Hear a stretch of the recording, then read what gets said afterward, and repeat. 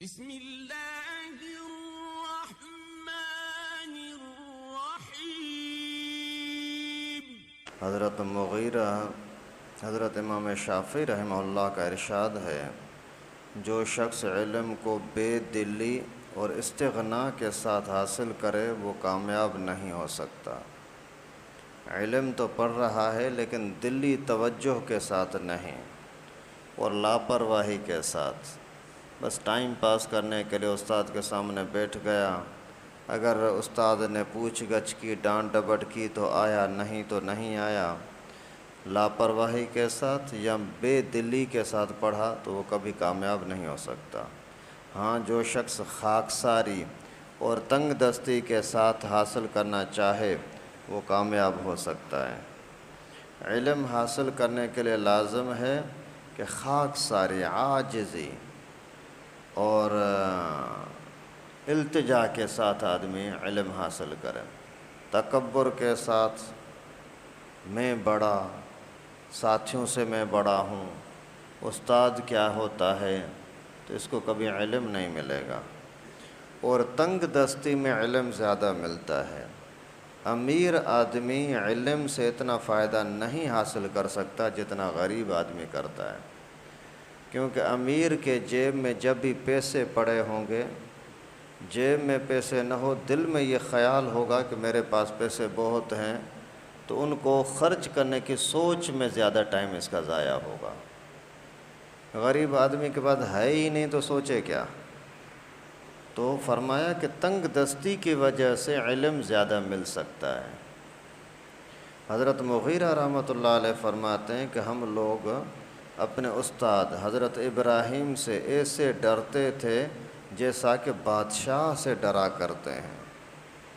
بادشاہ سے لوگ جیسے ڈرتے ہیں کہ اس کے اشارے پر میرے سر قلم کر دیا جا سکتا ہے، اسی کے اشارے پر مجھے جیل میں بھیجا جا سکتا ہے، تو اس سے زیادہ ہم اپنے استاد کا ادب احترام کرتے اور اسے ڈرتے تھے۔ یحییٰ بن معین بہت بڑے محدث ہیں۔ امام بخاری رحمۃ اللہ علیہ ان کے متعلق فرماتے ہیں کہ محدثین کا جتنا احترام وہ کرتے تھے حضرت یحییٰ، اتنا کسی دوسرے کو کرتے میں نے نہیں دیکھا۔ خود بڑے محدث ہیں لیکن دوسرے علماء کا بڑا قدر کرتے ہیں۔ حضرت امام ابو یوسف رحمۃ اللہ علیہ فرماتے ہیں کہ میں نے بزرگوں سے سنا ہے، جو استاد کی قدر نہیں کرتا وہ کامیاب نہیں ہوتا۔ اس قصے میں جہاں حضرت عبداللہ بن عباس کے استاذوں کے ساتھ تواضع اور ان کے ساری معلوم ہوتی ہے، اس کے ساتھ ہی علم کا شغف اور اہتمام بھی معلوم ہوتا ہے کہ جس شخص کے پاس کسی حدیث کا علم ہوتا اور اس کو معلوم ہو جاتا تو فوراً جاتے اور اس کو حاصل فرماتے، خواہ اس میں کتنی ہی تکلیف اور محنت کیوں نہ اٹھانی پڑتی، لیکن کرتے۔ اور حق یہ ہے کہ بے محنت اور مشقت کے علم تو درکنار معمولی سی چیز بھی حاصل نہیں ہوتی۔ اگر آلو چاہیے تو بھی محنت کرنی پڑتی ہے، ماچس چاہیے تو بھی محنت کرنی پڑتی ہے، کوئی نمک کا ذرہ چاہیے 1 روپے کا 5 روپے، اس کے لیے محنت چاہیے۔ خود محنت کر کے باہر جاؤ گے لینے کے لیے، کسی کو بھیجو گے لینے کے لیے، ٹائم بھی نکالنا پڑے گا۔ تو علم جیسی عظیم چیز بغیر محنت کے کیسے ملے گی؟ بس بیٹھے رہو، پڑھے رہو اور علم مل جائے، قرآن صحیح ہو جائے اور مسائل سے واقف ہو جائے، نہیں ہو سکتا۔ تو ضرب المثل ہے، من طلب العلا سحر اللیالی، جو شخص بلند مرتبوں کا طالب ہوگا راتوں کو جاگنا پڑے گا۔ حارث بن زید ابن شبرمہ، قعقاع، مغیرہ، چاروں حضرات عشاء کی نماز کے بعد علمی گفتگو شروع کرتے، صبح کی اذان تک ایک بھی جدا نہ ہوتا تھا۔ علم کی گفتگو، علم کا بحث مباحثہ، یہ مسئلہ۔ لیث بن سعد فرماتے ہیں کہ امام زہری رحمۃ اللہ علیہ عشاء کے بعد باوضو بیٹھ کر حدیث کا سلسلہ شروع فرماتے تو صبح کر دیتے۔ دراوردی رحمۃ اللہ علیہ فرماتے ہیں کہ امام ابو حنیفہ رحمہ اللہ اور امام مالک کو میں نے دیکھا کہ مسجد نبوی میں عشاء کے بعد سے ایک مسئلے میں بحث شروع فرماتے، اور وہ بھی اس طرح کہ نہ کوئی طعن و تشنیع نہ تغلیظ، اور اسی حالت میں صبح ہو جاتی اور اسی جگہ صبح کی نماز پڑھتے ہیں۔ جیسے آج کے لوگوں کو عاشقی ہوتی ہے، محبت ہوتی ہے فلموں کے ساتھ، شروع ہو گئے، لگے رہے، ایک گئی، دوسری گئی، تیسری گئی، پھر موبائل چلا دیا، ایک چلا، ویڈیو چلا، دوسرا، تیسرا، یہ تو دیکھ لوں، یہ تو دیکھ لوں، یہ کون ہے، یہ کون ہے، پوری رات جیسے گزر جاتی ہے نا، اسی سے سمجھ لو کہ جیسے تمہیں اسی بے حیائی کے ساتھ آج کے نوجوان بچوں کو محبت ہے نا، اسی سے لاکھوں گنا زیادہ ان بزرگوں کو دین سے محبت ہوتی تھی۔ آج کل کا ایک گندا لڑکا گندی چیزوں کے اندر کتنی پوری رات گزار دیتا ہے، پاگل ہو جاتا ہے، بیمار ہو جاتا ہے، دماغ کام نہیں کرتا، صبح کو ہر ایک کام پہ گیا، ہر ایک اسی کو تانا دیتا ہے، ارے کیا ہے، نشے میں کیا، ہوش میں کیوں نہیں بیٹھتا، کیوں سویا ہوا ہے، کسی کی پرواہ نہیں ہے، بس رات کو آئے گا پھر اسی فتنے میں لگ جائے گا۔ تو ان بزرگوں کی یہ عادت ہوتی تھی کہ عشاء کے بعد سے دینی کام، پڑھنا پڑھانا، بحث مباحثے میں شروع ہو جاتے، فجر ہو جاتی۔ سبحان اللہ۔ اور آج ہمیں جو دین پہنچا ان بزرگوں کی محنت اور برکت سے پہنچا ہے۔ ہمیں تو کتنی آسانی کے ساتھ دودھ مل رہا، یہ علم مل رہا ہے، لیکن احساس ہی نہیں ہے۔ ابھی بھی آپ دیہاتی ماحول کے اندر جاؤ، ہمیں کوئی ایک دو گھنٹے کے لیے اگر لوگوں کو دین سنانے کی خواہش ہوتی ہے کہ علاقے کے لوگوں کو اکٹھا کریں، پتہ نہیں 1.5-2 لاکھ روپیہ کم از کم خرچہ کرنا پڑتا ہے 500 بندوں کو اکٹھا کرنے کے لیے۔ بھائی فلاں فلاں بزرگ، بڑا بزرگ آئے گا تو اس کے نام پر شاید آئیں گے، ویسے چھوٹے موٹے مولوی پر نہیں آئیں گے۔ ہر ایک کے لیے اشتہار بناؤ، دعوت نامے بناؤ، ہر ایک کو در در پر دے کر کے آؤ، پھر ان کے لیے باقاعدہ کھانا کرو، بھائی آپ کے لیے بریانی بھی ہوگی، آپ کے لیے پنکھے بھی ہوں گے، سارا انتظام کریں گے، آپ صرف 2-3 گھنٹے کے لیے آ جانا، آپ کی بڑی مہربانی ہوگی۔ نہیں آتے۔ آج بھی ایسے حالات ہیں دنیا کے اندر۔ یہاں تو اللہ تعالیٰ نے ہمیں سکون میں رکھا ہے، اشارہ کر دیا، کوئی میسیج چلا دیا، کوئی ایک اعلان کر دیا، بھائی آج بیان ہوگا، 200-400 بندے آ کر کے اکٹھے ہو جاتے ہیں۔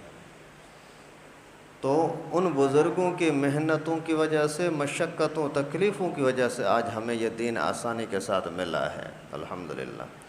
ابن فرات بغدادی ایک محدث ہیں، جب انتقال ہوا تھا 18 صندوقیں کتابوں کے چھوڑے، جن میں سے اکثر خود اپنے ہاتھ کی لکھی ہوئی تھیں۔ 18 صندوقیں، اور کمال یہ ہے کہ محدثین کے نزدیک صحت نقل اور عمدگی ضبط کے اعتبار سے ان کا لکھا ہوا حجت بھی ہے۔ ابن جوزی رحمۃ اللہ علیہ ایک مشہور محدث ہیں، 3 سال کی عمر میں باپ نے مفارقت کی، فوت ہو گئے، یتیمی کی حالت میں پرورش پائی، لیکن محنت کی حالت یہ تھی کہ جمعے کی نماز کے علاوہ گھر سے دور نہیں جاتے تھے۔ ایک مرتبہ منبر پر کہا کہ میں نے اپنی ان انگلیوں سے 2000 جلدیں کتاب لکھی ہیں، 250 سے زیادہ خود ان کی اپنی تصنیفات ہیں۔ کہتے ہیں کہ کوئی وقت ضائع نہیں جاتا۔ اللہ تعالی ہم سب کو بھی ان بزرگوں کے نقش قدم پر چلنے کی توفیق نصیب فرمائے۔ کم از کم ان بزرگوں کی کتابوں کو پڑھنے کی، سننے کی، آگے دوسروں کو سنانے کی توفیق نصیب فرمائے۔ لکھنے والے تو آج کل ہیں نہیں کہ اتنا بڑا کام کر سکیں، کم از کم پڑھنے کی تو کوشش کریں۔ فضائل قرآن میں سے ہے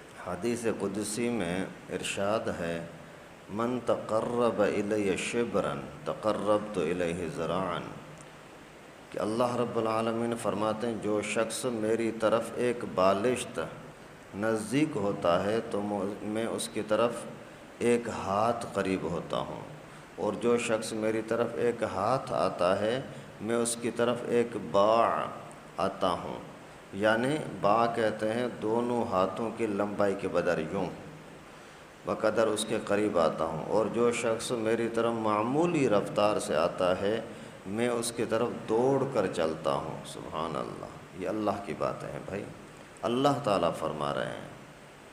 آپ کو دنیا میں تھوڑا سا کوئی لفٹ کرائے اس کے لیے کتنا آپ اس کے لیے مرتے ہو، یار یہ میرے لیے آگے چل کر آیا تھا اس وجہ سے میں اس کے پاس چلا گیا۔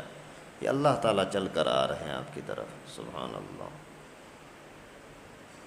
یہ سب تشبیہات سمجھانے کے لیے ہیں، ورنہ اللہ تعالیٰ کا چلنا پھرنا سب ان سے اللہ تعالیٰ مبرہ بری ہیں۔ مقصد یہ ہے کہ اللہ تعالیٰ اپنے یاد کرنے اور ڈھونڈنے والوں کی طرف ان کی طلب اور سعی سے زیادہ توجہ اور برکتیں اور رحمتیں نازل فرماتے ہیں۔ اللہ تعالیٰ ہمیں بھی توبہ کرنے والا، اللہ ہی کی طرف رجوع کرنے والا بنا دے، اپنے فضل و کرم سے ہمیں بھی دین پر چلنے والا اور دین کے مطابق زندگی گزارنے کی توفیق نصیب فرمائے۔ فضائل نماز میں سے ہے، حضرت ابی رضی اللہ تعالیٰ عنہ فرماتے ہیں حضور صلی اللہ علیہ وسلم نے ارشاد فرمایا، اس امت کو رفعت و عزت اور دین کے فروغ کی بشارت دو، لیکن دین کے کسی کام کو جو شخص دنیا کے واسطے کرے آخرت میں اس کا کوئی حصہ نہیں ہوگا۔ دین کا کام دنیا کے لیے کریں، لوگ واہ واہ کریں گے، تعلقات اچھے ہو جائیں گے، تو اس کو آخرت میں کوئی حصہ نہیں ہوگا۔ ایک حدیث میں آیا حضور صلی اللہ علیہ وسلم نے فرمایا، میں نے اللہ تعالیٰ کی بہترین صورت میں زیارت کی، مجھ سے ارشاد ہوا کہ محمد ملائے اعلیٰ والے یعنی فرشتے کس چیز میں جگڑ رہے ہیں؟ میں نے عرض کیا مجھے تو علم نہیں ہے، تو اللہ تعالیٰ نے اپنا دست مبارک میں نے سینے پر رکھ دیا، جس کی ٹھنڈک سینے کے اندر تک محسوس ہوئی، اور اس کی برکت سے تمام عالم مجھ پر منکشف ہو گیا، پوری دنیا کو میں نے دیکھ لیا۔ پھر مجھ سے ارشاد فرمائے، اب بتاؤ فرشتے کس چیز میں جگڑ رہے ہیں؟